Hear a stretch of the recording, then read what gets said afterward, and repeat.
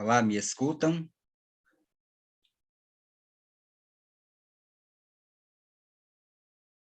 Me escutam? Sim? Okay. Bem, estamos de volta para a nossa terceira palestra desse dia, desse primeiro dia do Congresso Brasileiro de Geologia.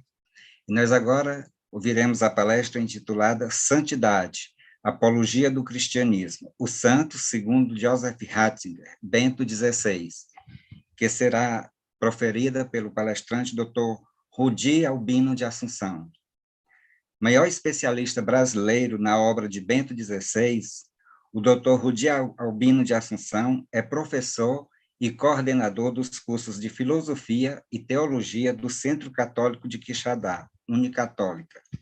De sua pena já saíram obras como Bento XVI, a Igreja Católica e o Espírito da Modernidade, O Sacrifício da Palavra, a Liturgia da Missa, segundo Bento XVI, e a Espiritualidade dos Leigos no Magistério Eclesial desde o Vaticano II.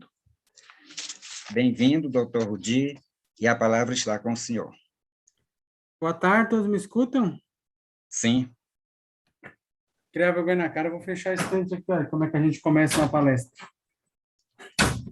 Muito bem, boa tarde, é uma alegria estar aqui com vocês. Eu vou compartilhar a tela, tá bom? Minha saudação ao Fábio, ao Luciano, e que fizeram esse convite tão honroso para mim, em primeiro lugar, para fazer parte da Brage, e também para fazer uma conferência nesta tarde tão especial. Eu sempre digo que é uma alegria poder falar de Bento XVI, sobretudo falar de um tema que lhe é tão caro, tão caro. Se vocês olharem o pontificado de Bento XVI, ele tratou intensamente do tema da santidade. Se vocês pegarem as conferências, as audiências gerais dele, só para mostrar aqui para vocês, boa parte delas estava dedicada aos santos, apóstolos, os padres da igreja, santas mulheres do medievo, sobretudo, né? Homens e mulheres do medievo, esses mestres medievais, né? Os padres da igreja, os mestres medievais e as santas mulheres, para além dos apóstolos. Bento XVI dedicou boa parte da catequese, do ensino do seu pontificado, a colocar diante da igreja o testemunho dos santos. E vou aqui expor para vocês os slides que eu preparei, porque com isso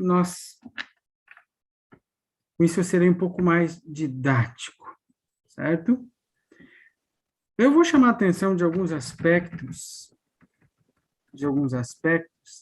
da teologia do próprio Ratzinger e também do seu magistério, que vão nos ajudar tremendamente na compreensão da santidade na igreja. O slide está aparecendo para vocês? Sim. Está. Muito bem, vamos lá. Então, eu vou aumentá-lo aqui. O título que eu escolhi para essa tarde trata de um dos tópicos, né, da minha exposição, e esse tópico se chama Santidade e Apologia do Cristianismo, os santos segundo Joseph Ratzinger, Bento XVI.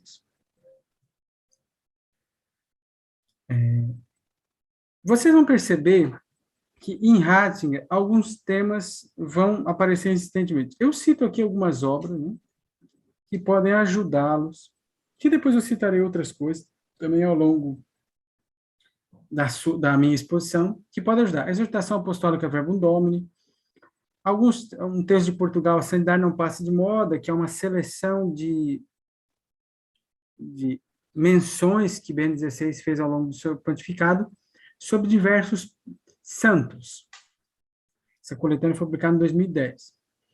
A Eclésia fez um grande favor de publicar para nós essa obra Catequese sobre os Santos os padres da igreja, os mestres medievais e as santas mulheres.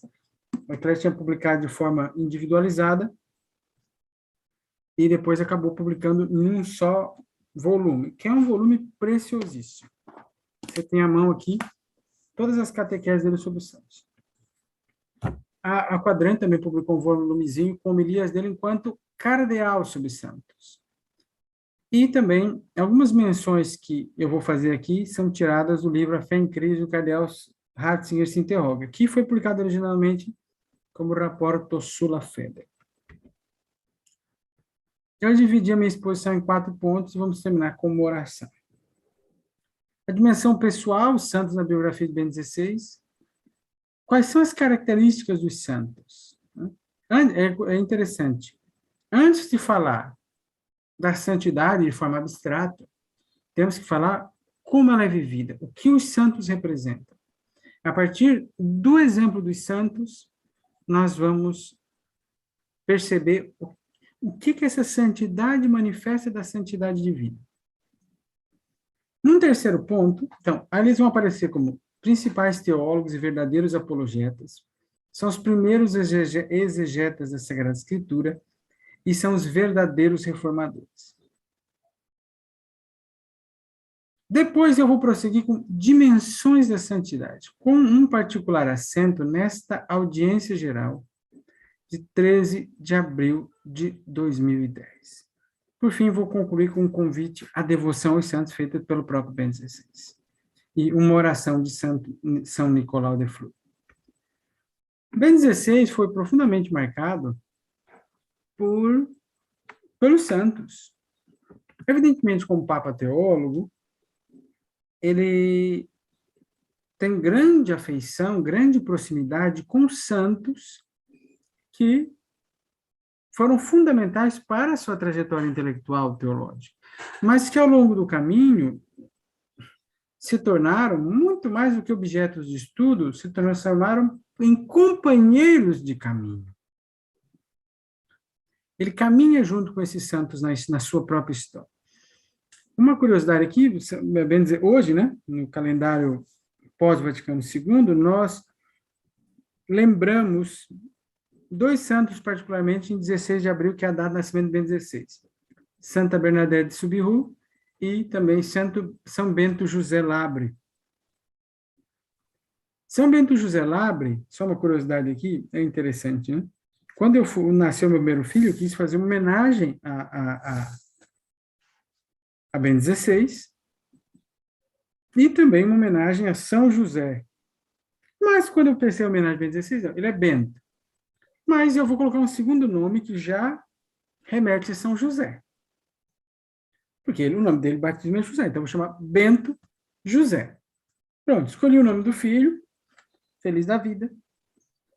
Retomando os textos do pontificado de Bento XVI, relendo a homilia, uma das homilias dos seus aniversários, eu descubro que São Bento José Labre é um dos santos justamente do dia de nascimento de Bento XVI. Veja como a providência de Deus é curiosa. Bento XVI nasceu antes do Vaticano II, evidentemente, e naquela época a vigília pascal acontecia muito cedo, né? E Bento XVI foi batizado no sábado. Bento XVI foi batizado logo cedo com a água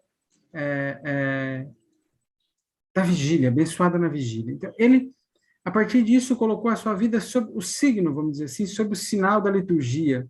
Então, os santos e a liturgia sempre estiveram presentes na sua vida, sobretudo pela proximidade da sua terra a um santuário, que é o chamado Santuário de Artötting, que tem essa Virgem Negra. Ela tem muitas semelhanças com Nossa Senhora Aparecida.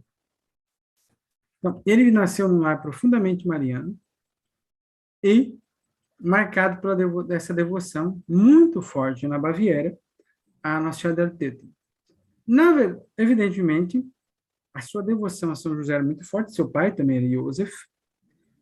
A São Bento de Núrcia, tanto que no início do seu pontificado, ele vai explicar, uma das primeiras audiências, ele vai explicar por que escolheu o nome Bento, em homenagem a São Bento, sem o qual, vamos dizer assim, o mundo ocidental não seria como ele é, né? Porque a vida monástica que ele e outros, evidentemente, inauguraram, representaram uma revolução cultural, espiritual na Europa. E outros santos vêm, né, que são, vamos dizer assim, próprios da sua carreira acadêmica. Talvez o santo de maior devoção Bento XVI, né, que é Santo Agostinho de Hipona, a quem ele dedicou a sua tese de doutorado, e São Boaventura de Bagno Reggio, a quem ele dedicou a sua tese de livre docência, esse santo franciscano. É interessante, Bento XVI deu uma atenção muito especial a São Francisco na sua obra. Por exemplo, o papel da ordem franciscana na expansão da doutrina do primado, por exemplo. E Francisco de Assis vai aparecer aqui como um exemplo de uma das características mais fundamentais da vida de santidade. Vamos adiante. O que são os santos para Bento XVI? O que eles são? A primeira característica para ele é que os santos são os principais teólogos. E eles são os verdadeiros apologetas. São aqueles que defendem a fé. A verdadeira defesa da fé é a santidade. A apologia, todos aqui sabem, e suponho que saibam, né? Que apologia tem o sentido de defesa. Então, uma apologia da fé, inspirado em 1 Pedro 3,15, a quem perguntar sobre o Logos, a esperança, você dá a sua apologia, as razões da sua esperança. Então, você faz uma defesa da sua fé. Ao longo da história da igreja, muitos apologetas foram santos. São Justino, Santo Irineu de Leão, Santo Agostinho, certo? Tomás de Aquino, né, com a sua Suma contra os gentios. Então, os teólogos, os verdadeiros teólogos, são os santos. São os santos. Uma vez, Dom Pablo Blanco, especialista espanhol Bento XVI, citava que Bento XVI recorre a essa imagem, se bem me recordo, né, da imagem da montanha. O teólogo sobe a montanha, né, para se aproximar de Deus, e quando ele chega no pico da montanha, o santo já está lá. Então, porque se a teologia é falar sobre Deus e, sobretudo, falar do que Deus disse de si mesmo, e então a teologia tem um aspecto dialógico, né? Queira ou não queira, a teologia é a reflexão racional sobre a fé. É a fé raciocinada, é a fé pensada. Entretanto, essa fé pensada, essa teologia, ela não pode ser apenas uma especulação. Ela deve conduzir à ação, ela deve conduzir ao testemunho. A teologia tem o seu aspecto prático, vivencial. Por isso, Bento XVI dizia, aqui eu vou ler vários trechos que vão nos ajudar. Na realidade, devo dizer que também para minha fé pessoal, muitos santos, não todos, são verdadeiras estrelas no firmamento da história. E gostaria de acrescentar que para mim,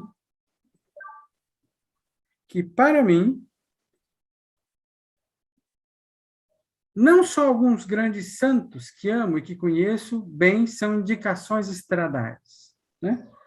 Como placas, né? Setas no caminho. Mas precisamente também os santos simples, ou seja, as pessoas boas que vejo na minha vida, que nunca serão canonizadas. Serão pessoas normais, por assim dizer, sem heroísmo visível, mas vejo na sua bondade todos os dias a verdade da fé. Esta bondade que maturaram na fé da igreja é, para mim, a apologia do cristianismo mais segura e o sinal de onde esteja a verdade. Então, isso é muito interessante. Ele vai ressaltar a simplicidade da fé. Agora me fugiu o nome, infelizmente, mas teve um santo que, na época, quando ele era jovem, foi beatificado de um mosteiro muito próximo ali, de uma casa religiosa perto de Ortütten. Irmão, me fugiu o nome do irmão agora. Mas e ele foi beatificado, e a vida toda ele foi porteiro. Acolhia as pessoas com caridade, com hospitalidade, e ali ele viveu a sua santidade. Então, Bento XVI não está falando só de Tomás de Aquino, Agostinho, mas daqueles que viveram a santidade de forma simples. Isso que ele falou como Papa, né? Que aqui ele falou isso como Papa, já estava no seu pensamento quando ele falava, lá em 1985, sobre a reforma da igreja. Ele dizia, a verdadeira apologia do cristianismo pode reduzir-se a 2 argumentos. Os santos que a igreja produziu e a arte que germinou no seu seio. O Senhor torna-se crível pela magnificência da santidade da arte, que explodem dentro da comunidade crente, mais que pelas astutas escapatórias que a apologética elaborou para justificar os lados obscuros que abundam, infelizmente, nos acontecimentos humanos da igreja. É tão interessante esta fineza teológica de Ratzinger. Esta fineza aparece por quê? Por que colocar os santos ao lado da arte? Porque os santos são eles mesmos expressões, reflexos da beleza divina. Por que ele está falando dos lados obscuros que acontecem na igreja? Porque hoje nós temos uma tendência de um padre peca publicamente, um leigo peca publicamente, é católico, nós tendemos a ver esse lado obscuro. Só que a igreja tem luzes, santos, que tornaram crível e visível a beleza de Deus. Quando nós vemos a feiura do pecado, naqueles que caem, naqueles que dão contra-testemunho, naqueles que fogem diante do perigo e da ameaça à fé, nós, ao lado dessa feiura, acima dessa feiura, está a beleza de Deus refletida no rosto dos santos. Não é à toa que as grandes, quando nós entramos numa igreja, sobretudo uma igreja gótica, tomada de imagens, fora e dentro, você vê ali, né, essa conexão profunda de que a arte me fala de Deus e a arte me fala do santo que me fala de Deus. Então, a arte, quando você entra numa igreja linda, bem cuidada, cheia de imagens de santos, ali você tem essa profunda teologia, essa clara apologia de que no santo está a beleza. E a beleza, a arte, quando quer falar, quer cumprir a sua função, tem que nos falar de santidade. Entenderam? Isso é algo profundamente ratzingeriano. Além dos verdadeiros apologetas, os santos são os primeiros exegetas da Sagrada Escritura. Bento XVI dizia certa vez, né? Caros irmãos e irmãs, dia após dia a Igreja oferece-nos, portanto, a possibilidade de caminhar em companhia dos santos.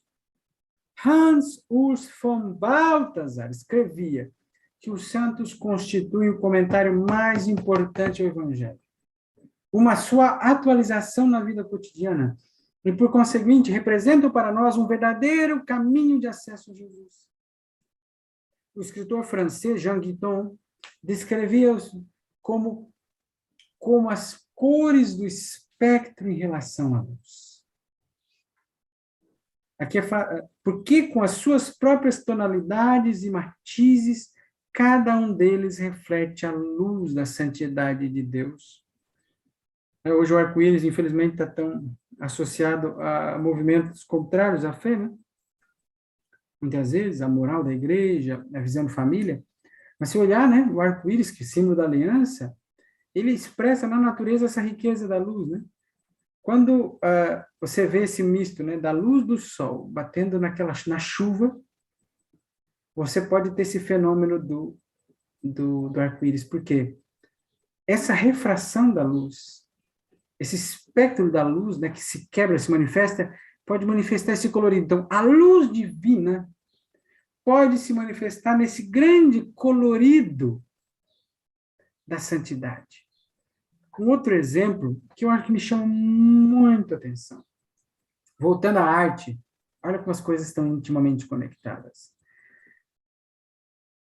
Quando você entra numa igreja e você vê um vitral, em geral nos vitrais temos passagens da vida de Jesus, os santos de Nossa Senhora, mas na maior parte das vezes você tem santos representados, você olha para aquele vitral e a beleza do vitral só se manifesta quando você está dentro da igreja, né? Isso é uma coisa interessante. Por quê? Porque dentro da igreja você vê a luz do sol atravessando o vitral chegando até você. Então, quando você olha aquela igreja com aqueles vitrais todos, você percebe que cada santo é um reflexo da mesma luz. É isso que Jean Guiton também nos traz.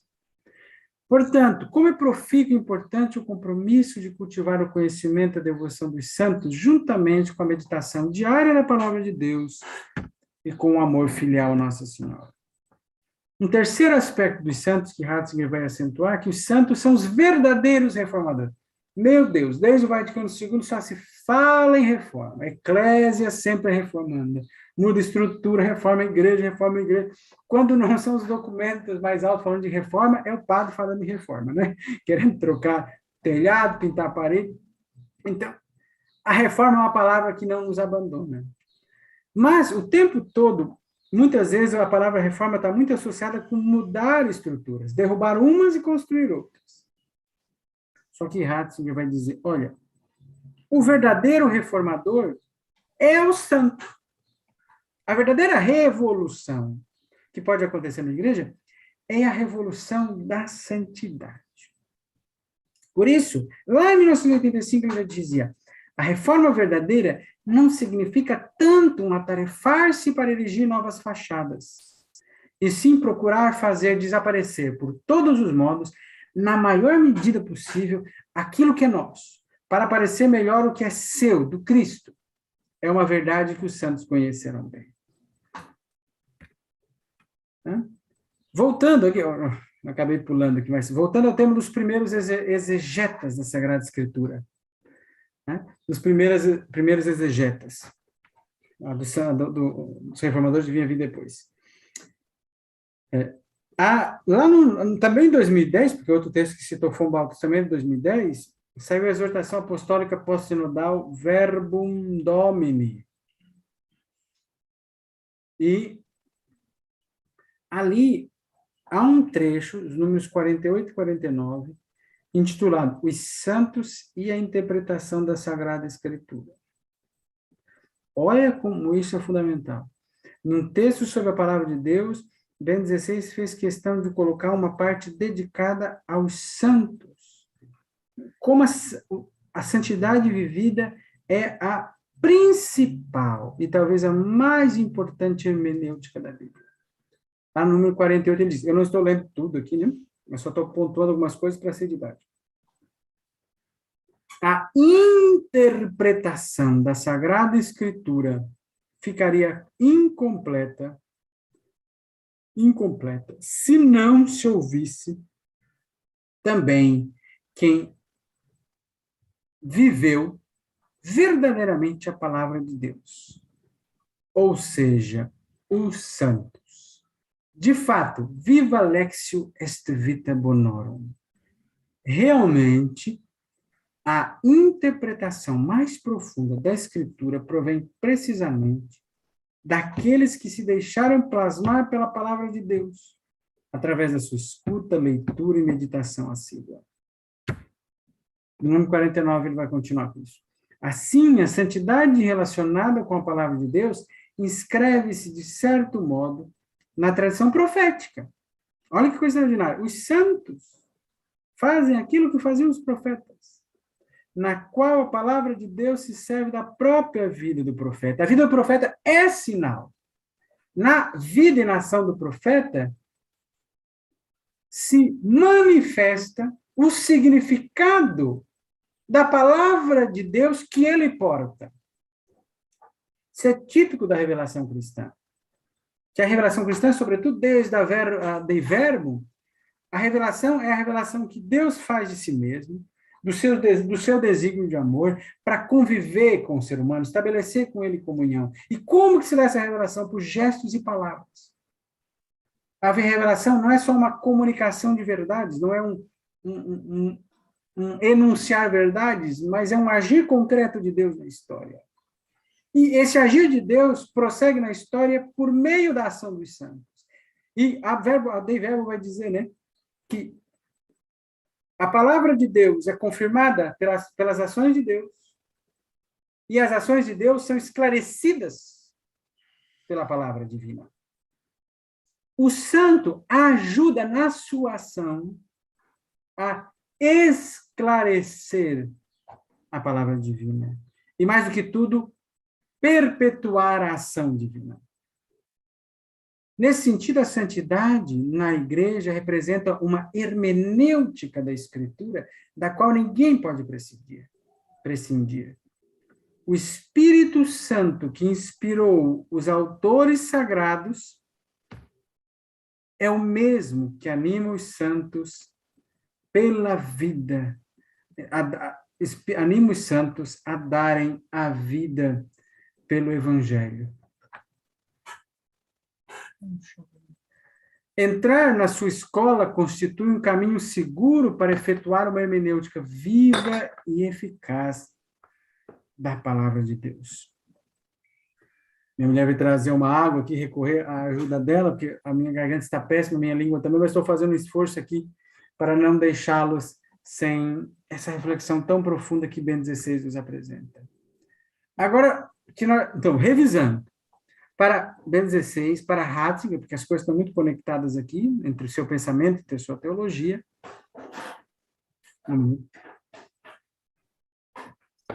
Os santos são os verdadeiros apologetas da fé cristã, são os verdadeiros exegetas, os primeiros exegetas da Sagrada Escritura, e são, ao mesmo tempo, os verdadeiros reformadores.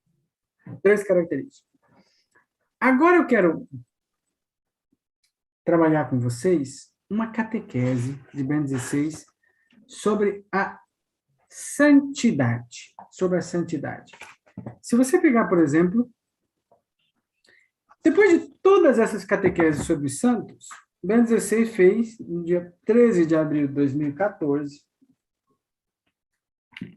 uma audiência sobre o tema da santidade. Para quê? Para sintetizar o caminho. Depois de falar apóstolos, padres da igreja, mestres medievais, santas mulheres, ele disse, muito bem, agora de ver o testemunho, depois de ver o testemunho dos santos, vamos pensar juntos o que é a santidade.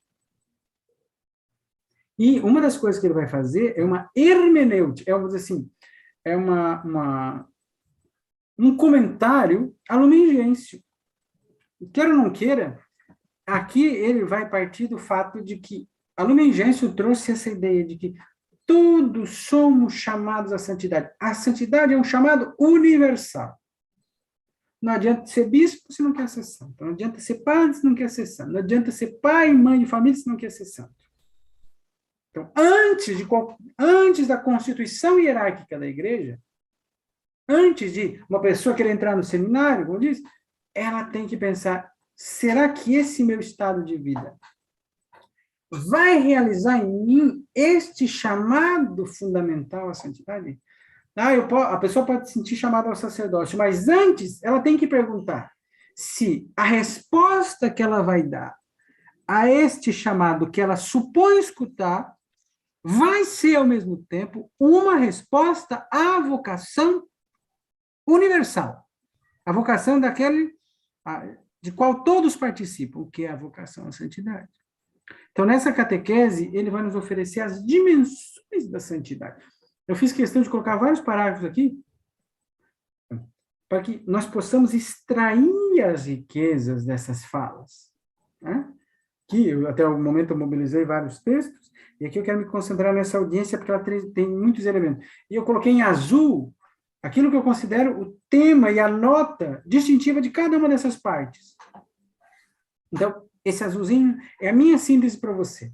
Primeira dimensão da santidade é a presença de Cristo ressuscitado no mundo. Essa é a dimensão cristológica da santidade.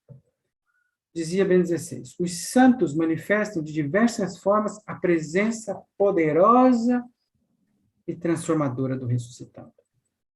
Deixaram que Cristo se apoderasse tão plenamente da sua vida que puderam afirmar com São Paulo: já não sou eu que vivo, é Cristo que vive em mim. Eu já vou adiantar uma coisa importante aqui, que vai aparecer no fim. Essa frase de Gálatas, não eu, mas Cristo que vive em mim, é a frase-chave para Bento XVI, para Ratzinger, para compreender o batismo. O batismo nos permite dizer, depois do batismo, já não sou eu que vive, é Cristo que vive em mim. Eu me torno alter Christus. Alter Christus. Outro Cristo. Por isso, nós vamos ver daqui a pouco a relação entre batismo e santidade. Mas voltando aqui. Então, a santidade é a presença de Cristo ressuscitado. Seguir o seu exemplo, recorrer à sua intercessão, entrar em comunhão com eles, com os santos, une-nos a Cristo, do qual, como da fonte da cabeça, promana toda a graça e toda a vida do próprio povo de Deus. Eu só serei presença de Cristo se eu estiver profundamente unido a Ele. Bento XVI faz a pergunta: o que significa ser santo? Quem é chamado a ser santo? Diz ele: com frequência somos levados a pensar ainda que a santidade é uma meta reservada a poucos eleitos. Quem nos anos 20, 30, não, ao ouvir a palavra vocação, não pensava na vocação ao sacerdócio e na vocação à vida religiosa, à vida consagrada? E muitas pessoas veem a santidade como aquela coisa inalcançável, né? O santo vira só uma imagem em cima de um altar. Vira quase um personagem do passado, que não, como se ele não tivesse sido encarnado na história. Né? Alguém que não viveu essa atenção à história. Uma coisa que é fundamental aqui, eu não sei, e eu sugiro que em uma próxima conferência se trate, inclusive, de Chesterton. Vamos dizer assim, a santidade tal como ela aparece na ortodoxia de Chesterton. Por quê? Eu sempre faço essas conexões. Chesterton é um autor que eu acho extraordinário, que poderia nos oferecer muitas pistas, inclusive, para dialogar com o Bento XVI. Ele vai dizer o seguinte: olha, ele vai dizer lá no finalzinho do quadro da ortodoxia, o santo budista, ele está de olho fechado. O santo cristão, ele está sempre de olho aberto. Porque o santo budista, ele olha para dentro. O santo cristão olha para fora. Certo? Porque é alguém atento, mira a realidade. Não é alguém que foge do mundo. É alguém que olha, ama o mundo, sofre com ele, se compadece. Sofre junto.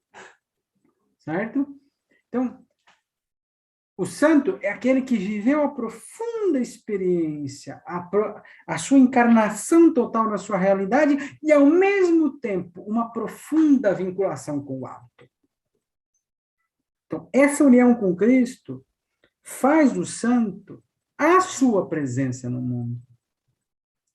Então, São Paulo, alguém falando, então, a santidade não é para poucos, mas é fruto de uma união com Cristo. Todo aquele que viver a união com Cristo vai ser santo. Nele, fala São Paulo, na carta aos Efésios, Cristo, Deus escolheu-nos antes da criação do mundo para sermos santos e imaculados diante dele na caridade, no amor. Bento XVI continua, e fala de todos nós. No centro do desígnio divino está Cristo.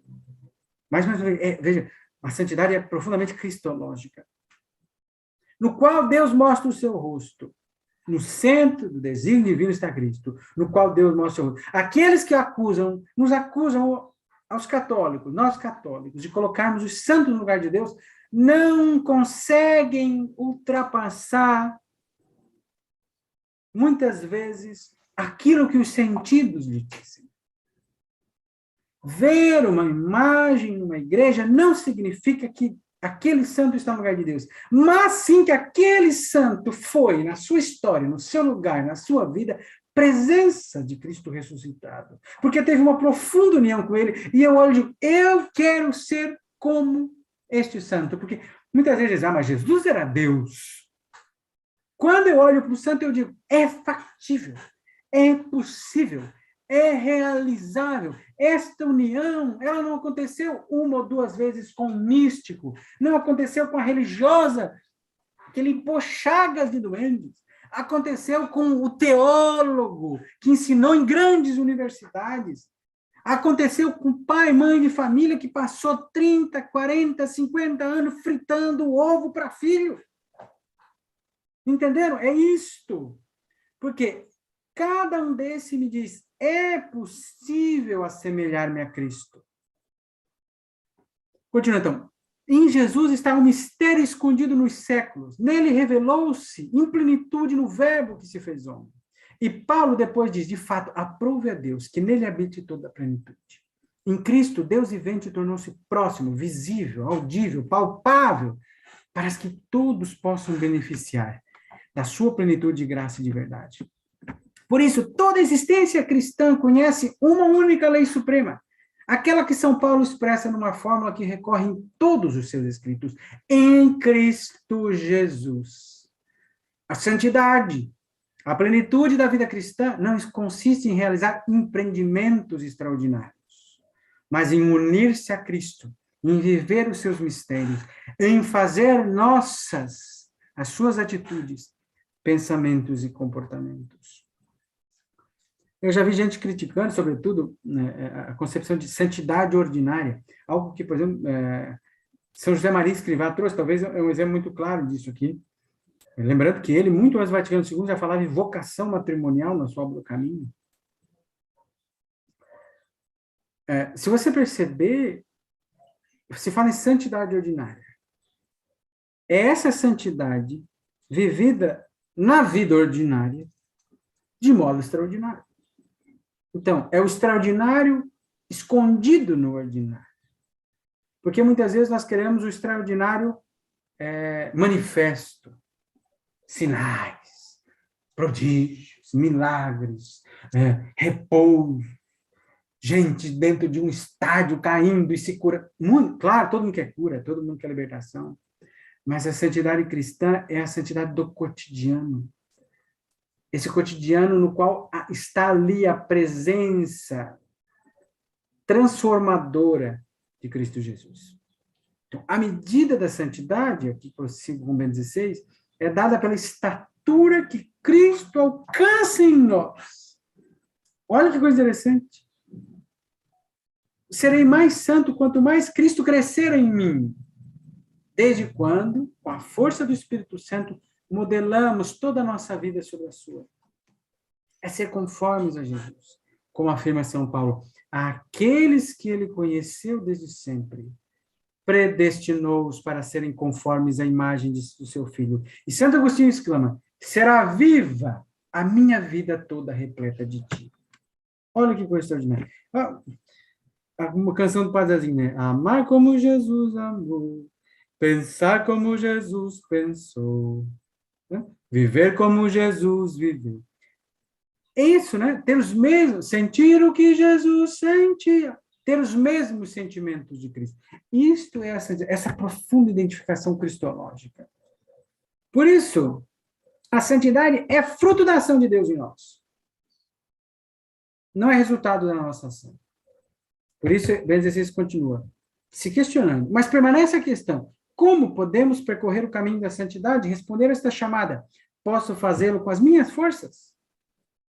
É isso que Pelágio já tentava responder lá e respondeu equivocadamente, confiando demasiadamente na ação humana e deixando de lado a graça. A resposta é clara da fé cristã. Uma vida santa não é fruto, principalmente, do nosso esforço, das nossas ações, porque é Deus, o 3 vezes santo, que nos torna santos. É a ação do Espírito Santo que nos anima a partir de dentro. É a própria vida de Cristo ressuscitado que nos é comunicada e nos transforma. Eu sempre lembro de Pelágio, sempre lembro disso que o 16 lembra, nos recorda, quando a liturgia, numa das orações, pede o auxílio de Deus e diz: porque sem vós ninguém é forte, ninguém é santo. Então, a santidade é fruto de uma ação de Deus. Tem liberdade? Claro que tem. Deus não força nada. Eu sempre digo, Deus não arromba portas. Mas essa ação tem que ser recebida. Todo presente tem que ser recebido, né? Para ter o seu efeito. E aí, o que eu já apontei, a santidade está enraizada na graça batismal. A santidade é o desenvolvimento do batismo. É o batismo germinando, crescendo, florescendo, dando frutos na minha existência. Bento XVI afirmava peremptoriamente: a santidade tem, por conseguinte, a sua raiz última na graça batismal. Nos sermos enxertados no mistério pascal de Cristo, com o qual nos é comunicado o seu Espírito, a sua vida de ressuscitado. São Paulo ressalta de modo muito forte a transformação que a graça batismal realiza no homem e chega a cunhar uma terminologia nova, forjada com a preposição com, co-mortos, co-sepultados, co-vivificados com Cristo. O nosso destino está indissoluvelmente ligado ao seu. Pelo batismo, escreve, fomos sepultados com ele na morte, para que assim como Cristo ressuscitou dos mortos, assim também nós possamos caminhar numa vida nova. Romanos 6,4. Pedro 16 prossegue: mas Deus respeita sempre a nossa liberdade e pede que aceitemos este dom e vivamos as exigências que ele requer. Pede que nos deixemos transformar pela ação do Espírito Santo, conformando a nossa vontade com a vontade de Deus. E isso nos leva ao último ponto aqui. A caridade, a santidade é caridade plenamente vivida. Ou, como o Catecismo da Igreja diz, é a perfeição na caridade. Bento XVI pergunta: qual é a alma da santidade? Qual é o núcleo? De novo, o Concílio Vaticano II esclarece. Diz-nos que a santidade cristã não é do que a caridade plenamente vivida. Deus é amor. Quem permanece no amor, permanece em Deus, e Deus nele. E já aqui, para quase concluir, eu termino com um convite que o Bento XVI fez numa das suas audiências, a devoção aos santos. Não esquecendo que essa devoção aos santos ela pode ser alimentada, sobretudo, na liturgia. Quando Bento XVI começou o seu pontificado, ele justamente, eu sugiro que vocês peguem a homilia de 24 de abril de 2005, em que ele vai dizer o seguinte: olha, ao ouvir a ladainha de todos os santos, eu me sinto envolto nesta comunhão. E sabe qual é a experiência que ele faz? Ele resume numa frase que, para mim, é extraordinária, na sua simplicidade, na sua profundidade. Quando ele diz: eu estou começando no meu ministério petrino, eu estou começando aqui uma missão pastoral que é de uma exigência quase sobre-humana, mas eu a aceitei, porque eu sei que eu não estou sozinho, eu estou entrando numa comunhão. Os santos estão me ajudando. E ele diz: quem crê nunca está sozinho, nem na vida, nem na morte. E essa experiência se dá pela comunhão dos santos. E essa experiência é alimentada, sobretudo, na liturgia. Muitas das suas obras, e eu explorei muito isso no meu livro Sacrifício da Palavra, sobretudo na oração eucarística, tem uma parte da oração eucarística chamada Comunicantes. Em comunhão com os santos aqui estamos. Ou seja, a minha comunhão com Deus, né? A minha comunhão com Deus se realiza na Eucaristia. A minha comunhão com os santos se manifesta na liturgia. Sobretudo o cânon romano, que menciona os santos 2 vezes. Tem 2 sequências de santos. Certo? Então, se vocês pegarem essas 2 sequências, vão ver, quando eu entro na liturgia, eu não entro só em comunhão com Deus, eu entro em comunhão com todos aqueles que estão em comunhão definitiva com Ele. Então, a devoção aos santos não pode ser deslocada dessa concepção de comunhão dos santos, dessa união espiritual e, sobretudo, essa comunhão dos santos que se realiza na comunhão das coisas santas, que são os sacramentos. Um detalhe aqui. Em 1989, Ratzinger se envolveu numa polêmica, aqui só para... uma coisa que eu poderia ter falado no início, que ele estava falando, fazendo uma conferência numa cidade italiana, na cidade de Cerregno, uma cidade perto de Milão, e ali ele disse, perguntaram para ele se não tinha canonização demais, e ele disse que deveria se dar prioridade a certas canonizações.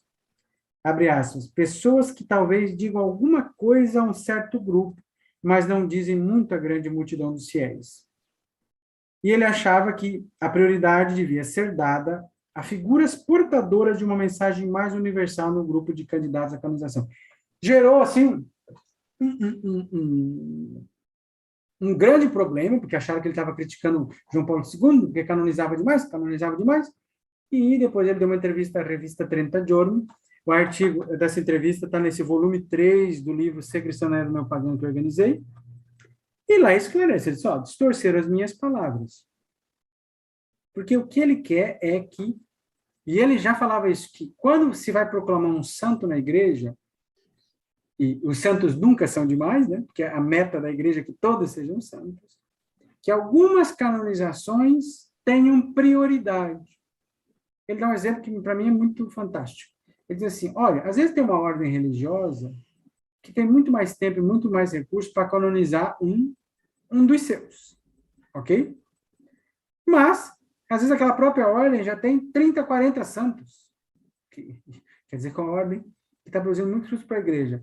Mas, às vezes, existem outras categorias de fiéis que poderiam ter um grande significado universal.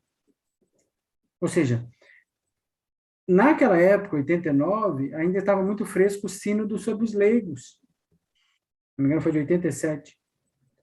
Então, o Papa João Paulo II pedia por ali que se desse prioridade à canonização de pais e mães de família.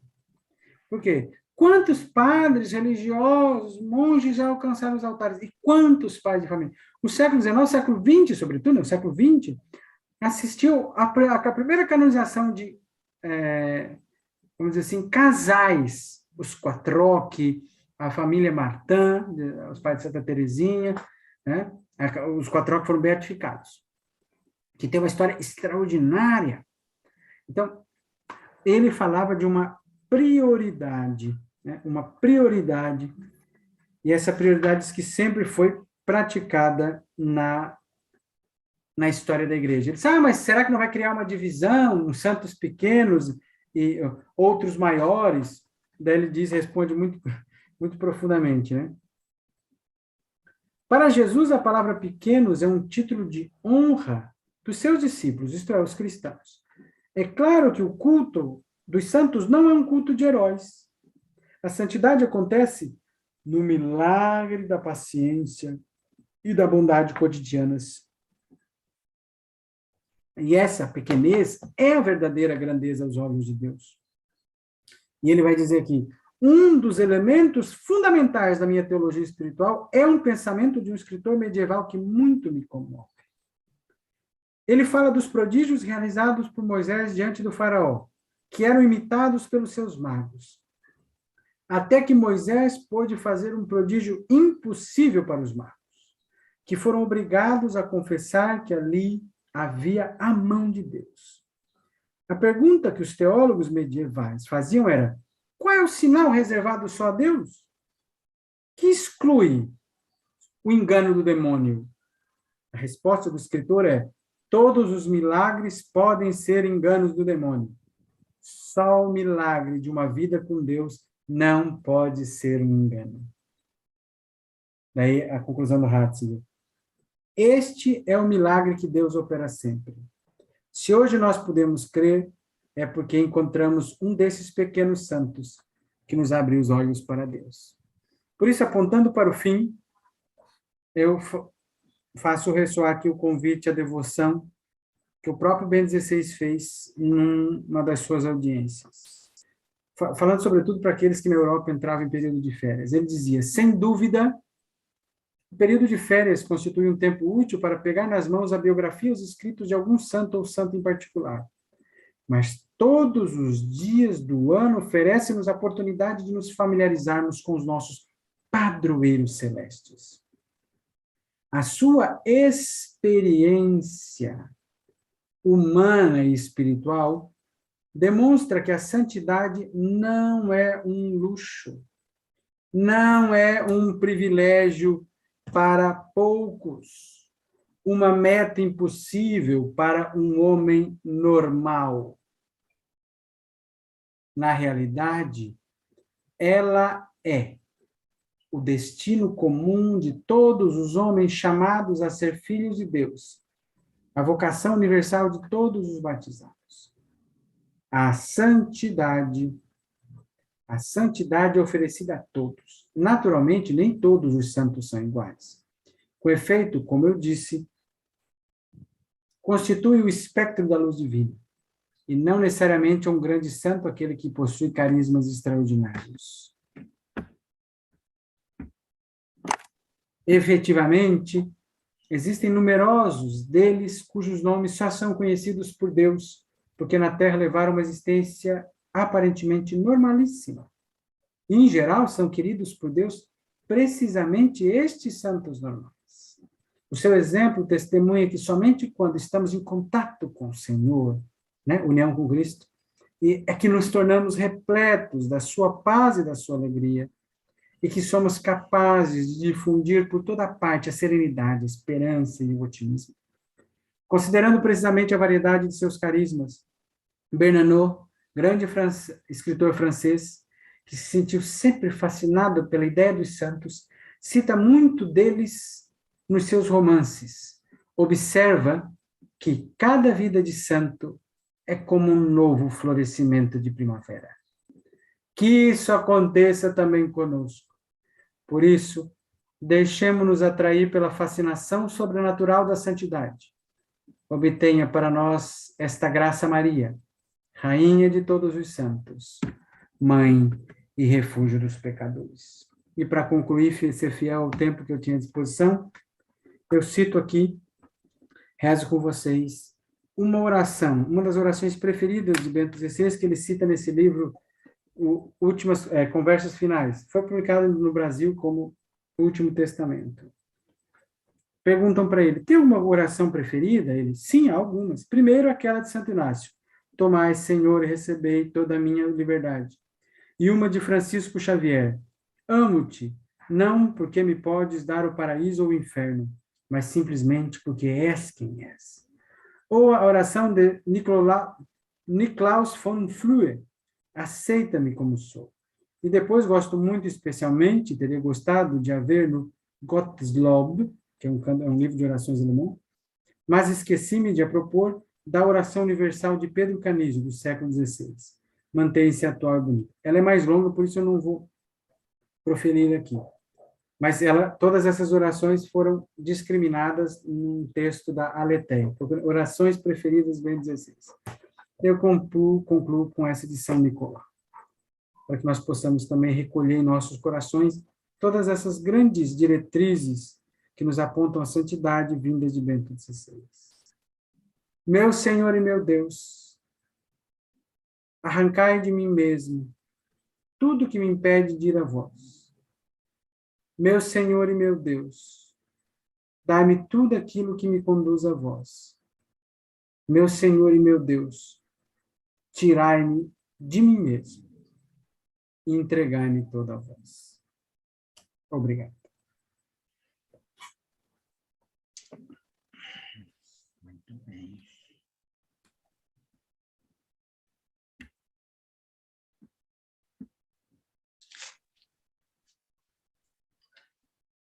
Bem, não sei se alguém tiver perguntas, estamos abertos para perguntas, questões, complementos.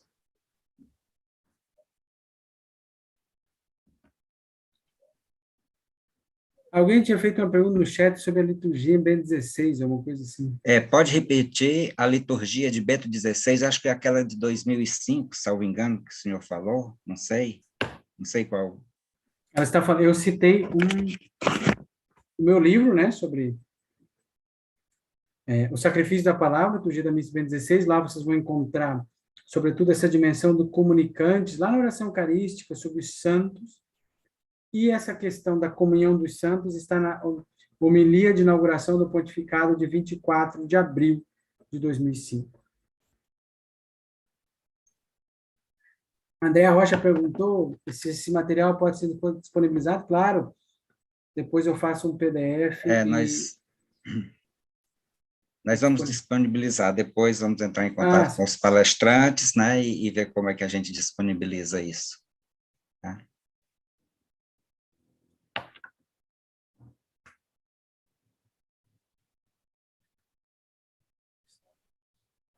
Bom, se alguém tem alguma questão...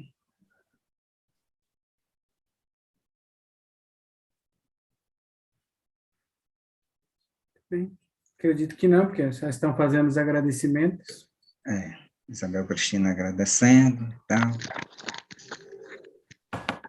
Então, eu vou aproveitar para fazer o meu merchan. Gostaria que pudessem acompanhar meu trabalho lá no Instagram, Escola Ratzinger. Eu também tenho um canal no YouTube, Escola Ratzinger, e em breve eu oferecerei mais cursos sobre Bento XVI, mais materiais. Então, tudo que sai sobre Bento XVI eu estou divulgando por lá, livros, palestras. Então, se vocês quiserem acompanhar meu trabalho ratzingeriano beneditino, poderão me acompanhar por lá. Escola Ratzinger, ou pode procurar pelo meu nome, Rude Albino de Assunção. Sabe que não é fácil fazer perguntas ao Dr. Rude? É fácil, sim, só fazê-las. Ela vem na cabeça e escreve aí. Bom, doutor Rude, então nós agradecemos imensamente por sua disponibilidade em atender o nosso convite e pela sua riquíssima palestra, que nos engrandeceu muito. Espero que o senhor nos proporcione outros momentos como este, em outras ocasiões, na Academia Brasileira de Geologia, e nós teremos agora mais um intervalo, encerraremos por enquanto, e lembrando que retornaremos às 19 horas com a palestra do padre César Augusto dos Santos, São José de Anchieta, a vida e a canonização do apóstolo do Brasil, com a qual encerraremos o nosso primeiro dia do Congresso da Abrage. Muito obrigado a todos, e mais uma vez, muito obrigado, doutor Rude, por sua participação e disponibilidade. Obrigado a todos e até logo mais.